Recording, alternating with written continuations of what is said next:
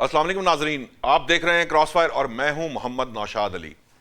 नाजरीन, अमेरिका के जो वजीर जंग हैं पीट हेग्स, वो कहते हैं, एक प्रेस कॉन्फ्रेंस करते हैं और प्रेस कॉन्फ्रेंस करके वो फरमाते हैं कि अमेरिका के पास ईरान के खिलाफ बहुत ज़्यादा ऑप्शंस हैं, जबकि जो ईरान के ऑप्शंस हैं वो बहुत महदूद हैं।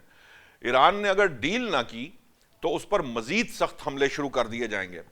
वो कहते हैं कि ईरानी फौज तबाह हो गई है, लेकिन इसके बावजूद आई डोंट नो वो कौन सी फौज है जो इस वक्त ना सिर्फ मशरक़ वस्ता बल्कि इसराइल और जो भी अमरीकी अहदाफ हैं उन पर हमले कर रही है। इस पे हम बात करेंगे, लेकिन इसके साथ साथ एक अहम जो दूसरा बड़ा अहम मौजू है वो है जो इसहाक डार साहब इस वक्त चीन का दौरा कर रहे हैं। वो ईरान के जो चीन के वजीर ख़ारजा हैं उनसे भी उनकी मुलाकात हुई है। वहाँ पर क्या मामला तय हुए हैं, क्योंकि वो बड़ा अहम रोल चीन प्ले कर सकता है इस वक्त जिस जगह तक, जिस नहज तक बात पहुंच गई है, क्योंकि पाकिस्तान ऑलमोस्ट इस मामले को यहां तक कह रहा है कि अनकरीब पाकिस्तान की सरजमीन पर अमरीकी और ईरानी हुकाम शायद बराह रास्त बात करेंगे। तो इस सारे मामले के अंदर चीन का क्या किरदार है, इस पर भी बात करेंगे। लेकिन साथ ही साथ जो इस वक्त परेशानी है अमरीकी सदर के सतह पर, वहाँ पर क्या मामला चल रहा है। अमरीका के अंदर नो किंग प्रोटेस्ट हो रहे हैं, जो आपके मिड टर्म इलेक्शंस हैं वहाँ पे मकबूलियत तेज़ी से गिर चुकी है अमरीकी सदर की। यूरोप के अंदर भी मुजाहरे हो रहे हैं। यूरोप को तो आज उन्होंने, वो कहते हैं ना, चिट्टा कोरा जवाब दे दिया है। उन्होंने कहा जनाब आप आज से आप अपनी जो सिक्योरिटी है और अपनी मामलात है दिफा के खुद संभाले ममालिक, अमरीका जो है इसमें दिलचस्पी नहीं लेगा।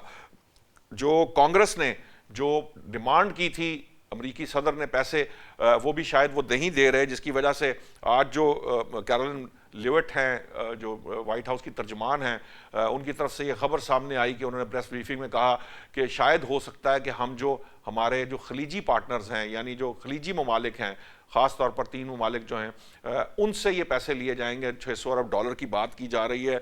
बहुत बड़ी रकम है। मैं तो समझता हूँ कि ज़ाती तौर पर मैं समझता हूँ कि ये इसमें से कुछ रकम भी अगर पाकिस्तान को दे दी जाए तो पाकिस्तान शायद बहुत अच्छी सिक्योरिटी मैनेज कर लेगा। क्यों? इसलिए कि इस सारे तमाम तर ट्रिलियंस ऑफ डॉलर्स के मुआहिदों और ट्रिलियंस ऑफ डॉलर के डिफेंस के जो इक्विपमेंट या साजो सामान है, उसके बावजूद ईरान के मिसाइल जो हैं ना सिर्फ यूएई, कतर, कुवैत, दुबई, हर जगह मतलब वो हिट करते हुए नजर आए हैं, इसराइल समेत। तो इस सारे मामले पे बात करने के लिए मुझे ज्वाइन किया है, माहिर हैं बैनुल अक़वामी अमूर की शाज़िया अनवर चीमा साहिबा। हमारे साथ होंगे ब्रिगेडियर नादर मीर, दिफाई तजिया निगार हैं। डॉक्टर हसन जफ़र भी माहिर हैं बैनुल अक़वामी अमूर के, और अमजद इकबाल साहब सीनियर तजियाकार हैं। मैं सबसे पहले शाज़िया अनवर चीमा साहिबा आपके पास आऊँगा। पहले तो मैं चाहता हूँ कि ये जो वज़ीर जंग है अमरीकी, ये पीट हेग्स जब ये बात कहते हैं कि अमरीका के पास बहुत ऑप्शंस मौजूद है ईरान जंग के अंदर, लेकिन ईरान के जो ऑप्शंस हैं वो बड़े महदूद हैं, तो इसका क्या मतलब लेना चाहिए? ये क्या कह रहे हैं, वो क्या कहना चाह रहे हैं? हेगसेथ जो है वो डेस्परेट हैं। उनके पास कहने के लिए कोई बात नहीं है, कोई सवाल नहीं है, कोई जवाब नहीं है। अगर बहुत ऑप्शंस हैं तो कोई 2-3 ऑप्शंस हमें बता दें। हमारे दिमागों में तो इकलौती ऑप्शन यही नजर आती है कि जब एम्पायर्स बिल्कुल गिरने लगती हैं और फिर उनको वापसी का कोई रास्ता नहीं मिलता, तो वो बिल्कुल जो है वो रोग हो जाती हैं। और यही हमारा खौफ है कि शिकस्त तो आपसे आसानी से तस्लीम होनी नहीं। ईरान के पास ऑप्शंस हैं, वो तो आपको ऑप्शंस दिखा रहे हैं। वो उन्होंने, उनके पास ऑप्शन है स्ट्रेट ऑफ हुर्मुज को बंद करने की, तो उन्होंने कर दी है। उनके पास ऑप्शन है हमले जो हैं वो एब्जॉर्ब करने की, तो उन्होंने एब्जॉर्ब वो कर रहे हैं। उनके पास ऑप्शन है कि वो आप पे रिटेलिएटरी अटैक करें, तो वो कर रहे हैं। उनके पास ऑप्शन थी कि उन्होंने आपके तमाम दिफाई सिस्टम जो है, जितना भी आपका इंटरसेप्टर थे, उनको खत्म कर दिया है, तो वो कर रहे हैं। आपके पास क्या ऑप्शन है सिवाय इसके कि पीट हेगसेथ की अगर आप देखें हिस्ट्री, तो ये बिल्कुल मेरे और आपकी तरह जो है ऐसा ही है जैसे हमें जो है वो वजीर दिफा या वजीर जंग बना दिया जाए। तो हम बातें तो कर सकते हैं, जंग करना हमारा काम नहीं है। मुझे वो पंजाबी का एक, चूंकि मैं पंजाबन हूं, तो वो जो फोक विजडम है मेरे जहन में वो आ रही है कि दूसरी जंग अजीम में हमारा मुहावरा है, बड़े सुनाते होते थे कि कॉन्स्क्रिप्ट करने की बात आ गई, फौजी कम पड़ गए, तो चलते चलते एक गांव में एक मिरासी के पास पहुंच गए जी कि चल तेरी बारी है, अब तूने फौज में जाना है। तो कहता है कि जी अपनी मलका नु कह दियो जी, गल मेरे ते आ गई है, ते हथियार फिर छोड़ दे। हथियार छुट्टी दे। तो अब ये हमारा भी मशवरा जो है ना पीट हेगसेथ को, ये है कि अगर बात अब सिर्फ जो नारे लगाने तक आ गई है ना कि आपके पास बड़ी ऑप्शंस हैं, तो शादिया आप साहिबा, ये चाहिए कि बहुत आप ज्यादा नहीं बैठ। आप देख रही कि अमरीकी सदर भी ये नारे ही लगा रहे हैं, वो बिल्कुल ऐसे बैन बैन, यानी वो एक ही बात एक ही सेंटेंस में वो कंट्राडिक्टरी बात भी करते हैं, फिर वो भी इसी तरह की बात करते हैं बैन बैन सी, यानी वो एक ऑप्शन इधर वाली भी ले रहे होते हैं, ये वाली ऑप्शन भी ले रहे थे, और बाज औकात तो वो तीन तीन चार चार ऑप्शन एक ही उसके अंदर अपने सामने रख के तो बात कर देते हैं, तो समझ नहीं आती कि एक्चुअली वो चाहते क्या हैं। ये टेक्निक है उनकी, मतलब ये तकनीक भी हो सकती है ना कि आप किसी जगह पे पकड़ाई नहीं दे रहे, और दूसरा ये है कि वाकयातन वो इस हद तक डेस्परेट है कि उनको समझ नहीं आती कि उन्होंने कहना क्या। देखिए, उनके जो सपोर्टर्स हैं वो सारे मीडिया पे ये कहते हैं कि जी ये कोई 4D 5D 6D चेस है, ये हमारी टेक्निक है, इसे जी। हम कहते हैं जी मैड मैन थेरी, कि हाँ हम जी। इतना chaos फैला दें, हम इतने अनप्रिडिक्टेबल हो जाएं कि अगला बंदा जो है वो अपना सर पीटता रह जाए। और आप अगर देखें तो ये हालत थोड़ी बहुत है कि अगर हम थोड़ा सा अपने आप को सिमर डाउन ना करें और सिर्फ ट्रुथ सोशल के बयानात पे जाएं, तो वो बयान तो यहाँ तक पहुंच चुके हैं कि ट्रंप ने बयान दिया कि जी ईरानी कह रहे हैं आइए और हमारे आयतुल्ला बन जाइए, तो मैंने कहा नो थैंक यू। तो उनके बयानात को अगर हम देखें तो फिर तो हम गए, इस काम से भी गए कि जो है वो चार बातें जो कर लेते हैं हम तो उससे भी जाएंगे। ठीक। बात ये है कि जो उनके सपोर्टर्स हैं वो कह रहे हैं कि जी ये कोई 4D 5D चेस है, ये मैडमैन थ्योरी है, लेकिन जो सीरियस कॉरिडोर हैं वो ये बात कर रहे हैं कि जो बाइडेन की तरह ट्रंप के भी मार्बल शॉट होने शुरू हो गए हैं, उनके भी कॉग्निटिव प्रॉब्लम है। जो रिसेंट उन्होंने हरकत की है, जापान के एक मरे हुए इंसान के वाकये को उन्होंने सुनाया है, तो उस पर बहुत सीरियस बात हो रही है कि इनके हाँ जी। दिमाग पे याददाश्त पे प्रॉब्लम आ रहा है, जिसपे उन्होंने कहा है कि मैं पिछले दिनों मिस्टर टोयोटा से मिला और मिस्टर टोयोटा से मैंने कहा कि फिर लंबी चौड़ी बात सुनाई और उससे मैं $2 अरब का बिजनेस लेके आ गया। तो एनालिस्ट कह रहे थे कि वो मिस्टर टोयोटा तो जो टोयोटा के पहले सीईओ थे, हालांकि उनका नाम भी टोयोटा नहीं था, वो तो 7 साल पहले मर गए हुए हैं, और जिस बिजनेस की ये बात कर रहे हैं वो बंदा से इनकी मुलाकात कोई पिछले साल हुई है और उससे भी वो बिजनेस आया भी नहीं है। तो आप देखें कि वो स्टेज पे खड़े हुए 7 साल के दरमियान के वक्फे को एक वाकये में डाल रहे हैं, 3 बंदों को मिला रहे हैं। तो ये आपने अपने भी बड़े बुजुर्ग देखे होंगे कि जब वो उम्र के खास हिस्से पे पहुंचते हैं तो यादाश्त में थोड़ा सा आ जाता है, और इस पे बड़ी सीरियस बात हो रही है कि हमारी किस्मत में यही लिखे हुए डिरेंज जो है, जब ये 85 जो है वो क्रॉस करने लगते हैं, 90 के करीब पहुंचते हैं, तो वो हमारे यहाँ कहा जाता है सठिया गए, खड़े होकर सठिया गए हैं। आपका कहने का मतलब ये है। मैं यही सवाल अमजद साहब आपके सामने रखता हूँ, ये इसी तरह से ये आपको लगता है कि ये जो, क्योंकि जो मुझे बात समझ में आई है शादिया साहब की बात से, ये जनरली ये डेस्परेशन है, चाहे अमेरिकी सदर हों, वो जो कैरोलिन लिविट है वो भी जिस तरह की बात करती है कि जी हम सऊदियों से पैसे लेंगे या अरबियों से पैसे लेंगे, कांग्रेस अपनी पैसे देने को तैयार नहीं है, मुजाहरे हो रहे हैं, बड़े बुरे तरीके से पॉपुलैरिटी गिर रही है, ईरान किसी तरफ आ नहीं रहा, बात बन नहीं रही, क्या है ये, आपको क्या लगता है क्या पहली बात तो ये है कि आज की जो आप पॉपुलैरिटी की बात करें, आज की डेट में 33% पे आ गई है। हाँ जी। ट्रंप की पॉपुलैरिटी 33% है। ये जो जंग शुरू होने से पहले 42%, इसका मतलब 67% अगेंस्ट है ना जी। ये 42% थी जंग जब शुरू हुई उस वक्त अमेरिका में, जब, और ये भी ज़हन में रखिएगा कि 3 नवंबर को वहाँ पे मिड टर्म इलेक्शन भी है। हाँ जी, हाँ जी। और ये आप अंदाजा कर सकते हैं कि 4 वोटों का पहले इलेक्शन में था उनका अक्सरियत थी, तो ये उनके लिए एक फ्रस्ट्रेशन बहुत बड़ी है कि ये जो पॉपुलैरिटी वाला जो जिक्र आपने किया। अच्छा, दूसरी बात यह है कि अब इस वक्त अमेरिका के पास डे बाई डे ऑप्शंस महदूद ही होते जा रहे हैं, और नंबर 1 नंबर 2 बात आपका कहने का मतलब ये बात उलट है, उलट है। ईरान के पास ज्यादा ऑप्शन है, अमेरिका के पास कम है। सीधी बात है। आप ये देखिए वो तनहा होते जा रहे हैं। फ्रांस ने आज, बरतानिया ने आज फिर उन्होंने कहा जी हम कतन किसी सूरत भी उस जंग में का हिस्सा नहीं बनेंगे, और उसी के जवाब में आज वो बड़ी धमकियां लगाई उन्होंने यूरोप पूरे को, कहा जी कि जाए आप अपना तेल लेके, हम आपकी मदद नहीं करेंगे, और हम क्यों आपकी मदद करें, मतलब इस हद तक भी जंगे भी खुद ही लड़े, जो आप सारा कुछ खुद करें, यानी अपने इंडिपेंडेंट होकर करें जो करना है, अब आपने तो हमारा साथ नहीं दिया। आज देखिए ये फ्रस्ट्रेशन है कि आज भी जो आप बात करें कि 2000 पाउंड वजनी बम उन्होंने गिराए ईरान के ऊपर, लेकिन दूसरी तरफ क्या है, दूसरी तरफ वो फिर ये कह रहा है ईरान के हम तो मुज़ाकरात आपसे करना ही नहीं चाहते। अब सिलसिला ये है कि डे बाई डे, आपने शुरू में एक बात की थी, मैं उसका भी थोड़ा सा हवाला आपको ज़रूर उसका वजाहत करना चाहूँगा कि अमेरिकी अखबार की ये रिपोर्ट है आज की, उन्होंने कहा जी कि ये अपने मशीरों के साथ उन्होंने गुफ्तगू करते हुए ट्रंप ने ये बात कही है कि अगर अरब मुल्क खर्चा दे दें जंग का तो हम ये जंग बंद कर देते हैं। अब बात यहां तक आ चुकी है उनके ज़हन में कि जी हमारा खर्चा दे दें, वो जितना 6 अरब डॉलर है, 20 अरब डॉलर है, 600 अरब डॉलर है, वो कितना वो उनसे लेके।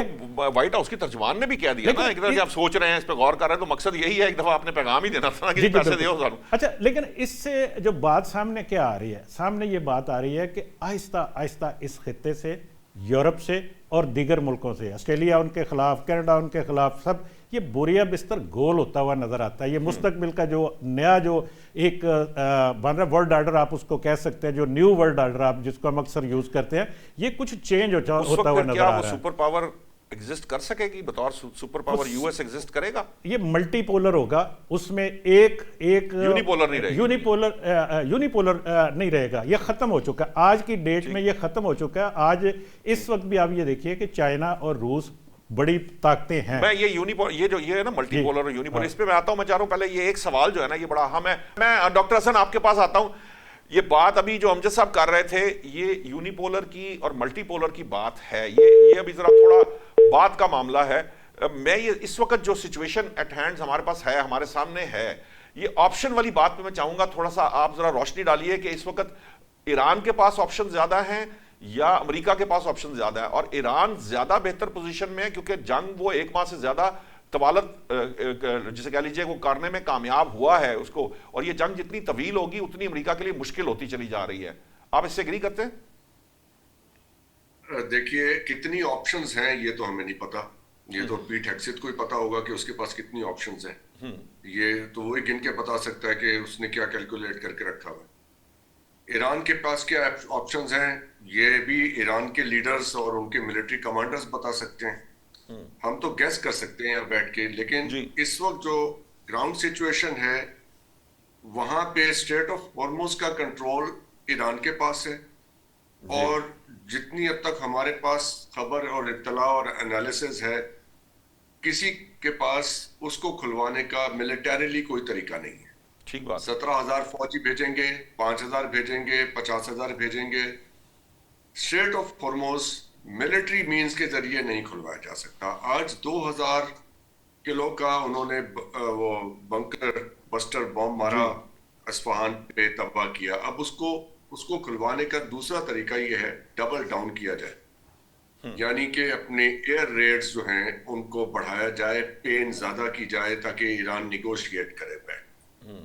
अब ये है सवाल कि कौन ज्यादा पेन ले सकता है। इजराइल ज्यादा पेन बर्दाश्त कर सकता है, गल्फ कंट्रीज ज्यादा पेन बर्दाश्त कर सकते हैं, या ईरान बर्दाश्त कर सकता है। अभी तो उन्होंने एक कार्रवाई की है, 93,000 घर तोड़े हैं, कोई 750 स्कूल ईरान के, कोई 300 के करीब अस्पताल।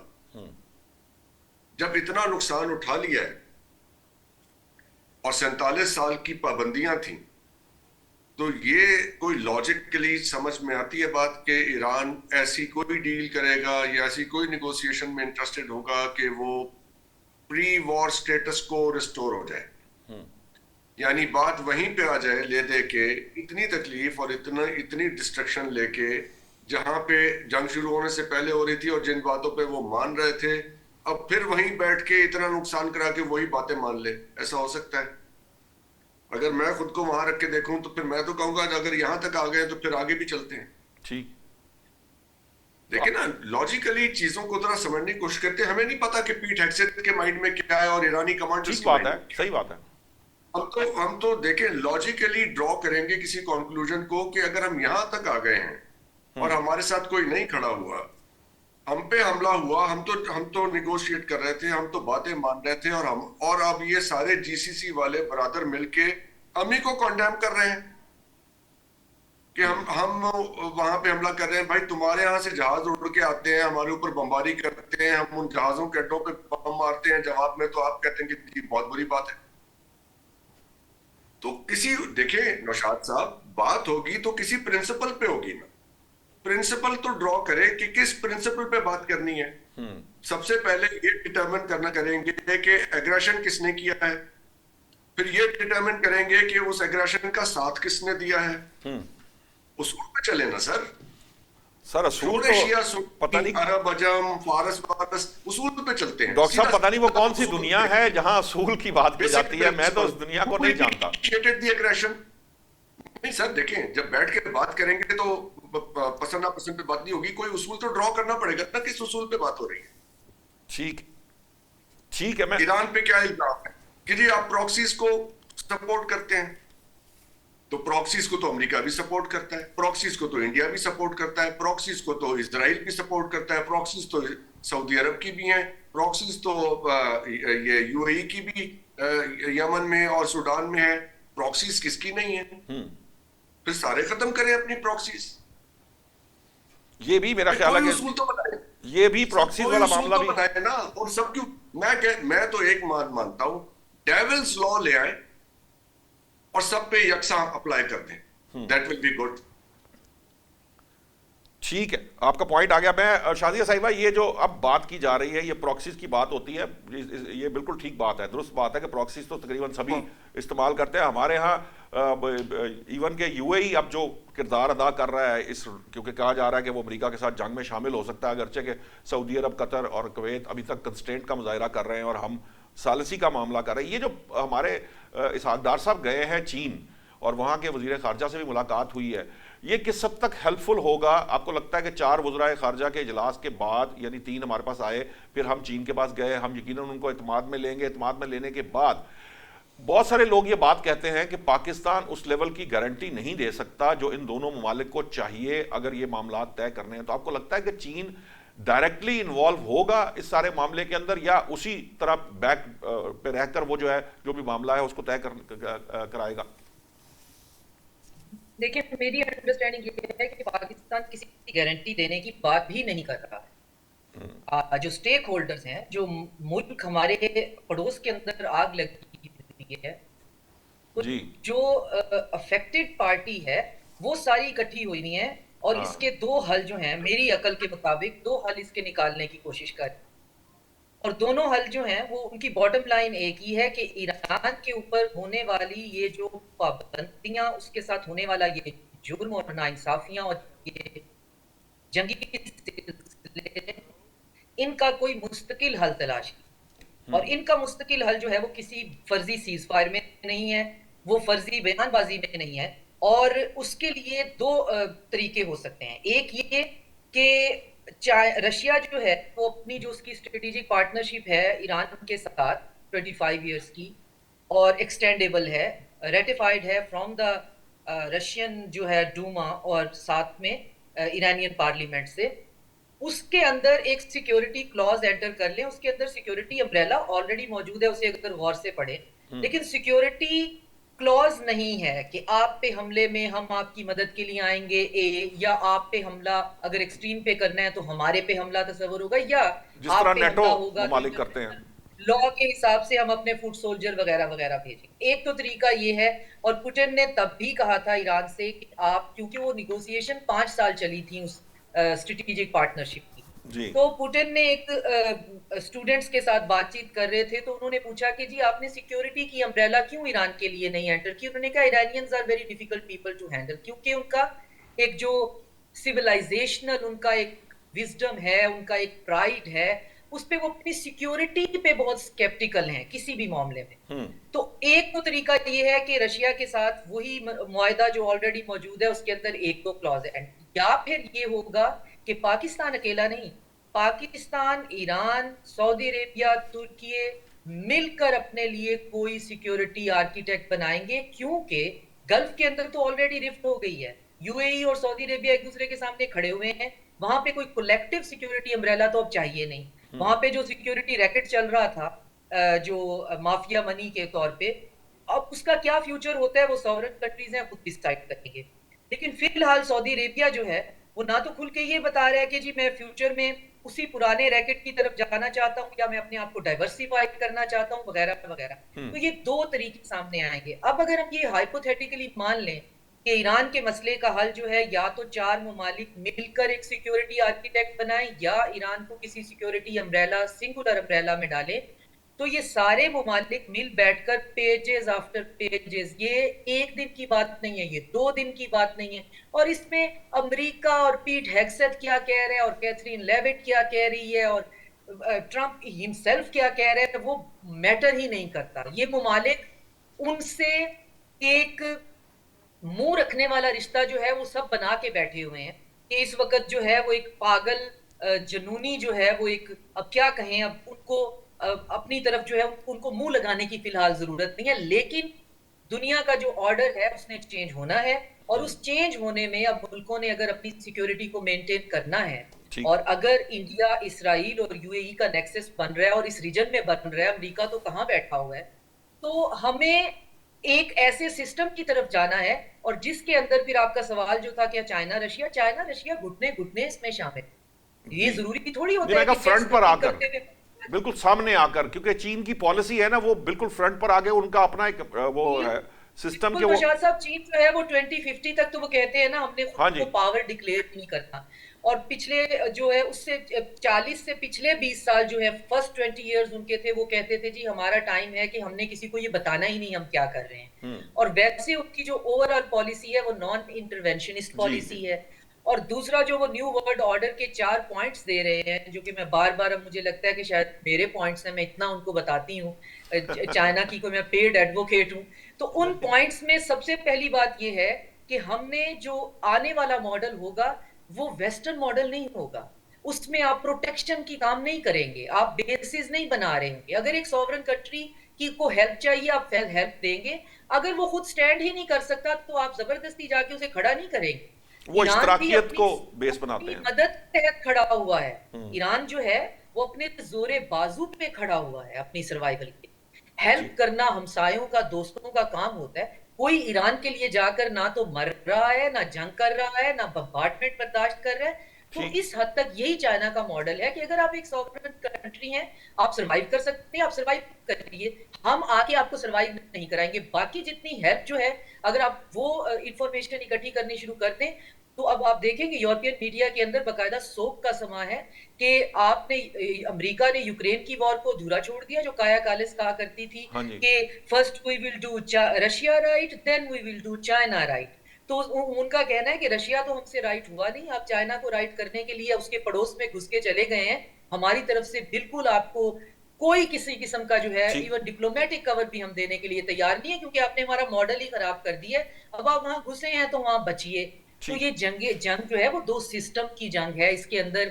ईरान जो है तमाम मेरी एनर्जीज उसके साथ रहे, तमाम पॉजिटिव एनर्जी जो है और दुआएं भी हैं कि वो अपने पैरों पे इसी तरह खड़े रहें, वो उनकी बका जो है वो इस खित्ते की बका है, और उनकी बका के साथ जुड़ी हुई है रशिया और चाइना के फ्यूचर विजन की क्रेडिबिलिटी, और हम जैसे लोगों का कि हमने जो देखना है जी, अब हमने आगे क्या करना। ठीक है, आपका पॉइंट आ गया।